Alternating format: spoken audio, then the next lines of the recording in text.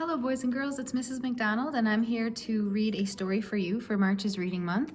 The book is called Butterfly House by Eve Bunting, and it's a majestic little story about not only the life cycle of a butterfly, but also the journey of a little girl who learns how to let go and also hold on to memories that are warm and dear to her heart. So I hope you enjoy this book and are enjoying March's Reading Month so far. Happy reading, everybody.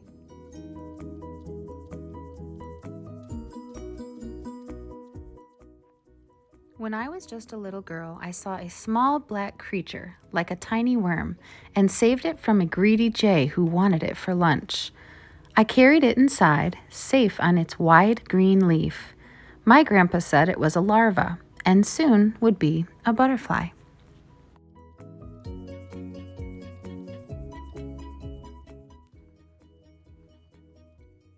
We laid the larva carefully on thistle leaves inside an empty jar, put a twig for it to climb, then made a lid out of soft white paper, all stuck around with glue. My grandpa knew exactly what to do. "I raised a butterfly myself," he said, "when I was just your age." How strange to think my grandpa once was young like me. "We would have been best friends if I'd been there back then," I said. My grandpa smiled. "It worked out anyhow. We're best friends now." Up in his room, we found a box. I cut a window in its side, then covered it with screen. Soon I could look inside and see my larva looking back at me. What would she see? A human face so big and scary, strange and starey? What would she think?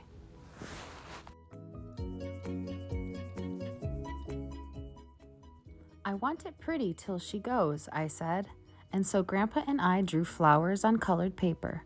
Cone flowers, purple, blue, and marigolds, lantana, bright as flame, and thistles too. We wedged a garden twig inside the box for her to walk on, so her wings could dry once she became a butterfly.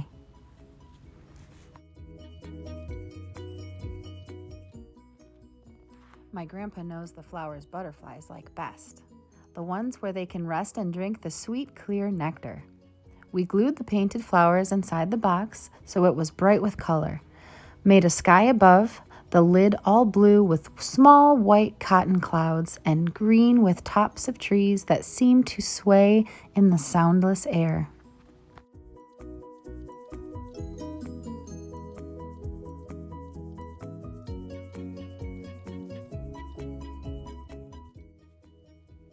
I made a curve of rainbow like a hug to keep her safe while she was there.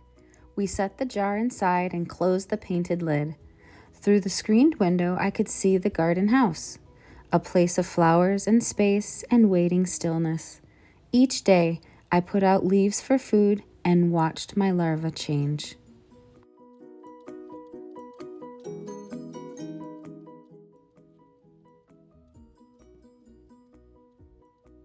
My grandpa knew when it was time to gently pull away the paper top she hung from. I taped it to the wall inside her house and let her be. She would hang free inside the chrysalis that kept her hidden from the world.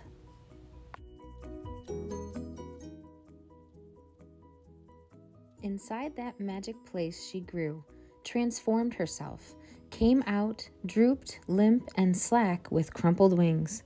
She was a butterfly, all spotted, orange, black, and brown, as if someone had shaken paints and let the drops fall down.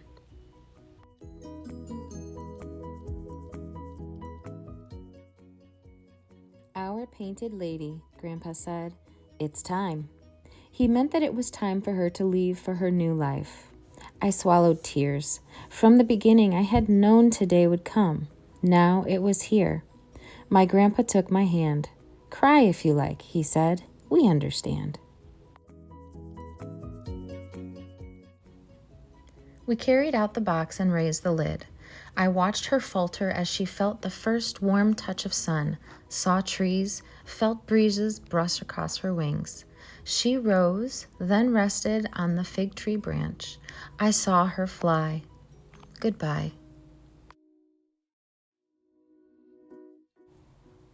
So many years have passed.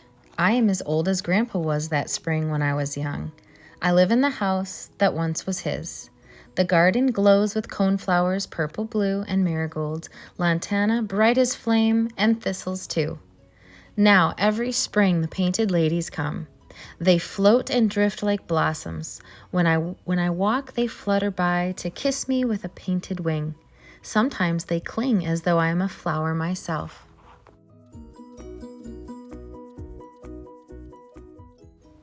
My neighbors cannot understand. Our flowers are the same as yours, they say each time they visit me. We even planted thistles to invite the butterflies, but they don't come.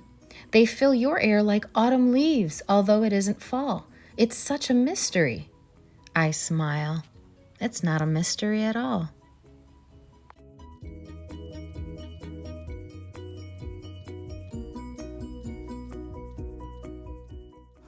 I think my painted ladies talk among themselves of how their great-great-grandma, too far back to say, was saved from being eaten by a jay.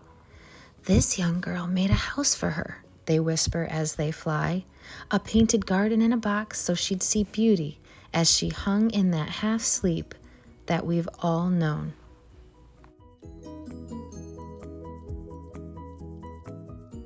This is the girl, but older now. We visit her each spring to give her back the love she gave to us so long ago. It's not a mystery to me. I think I know.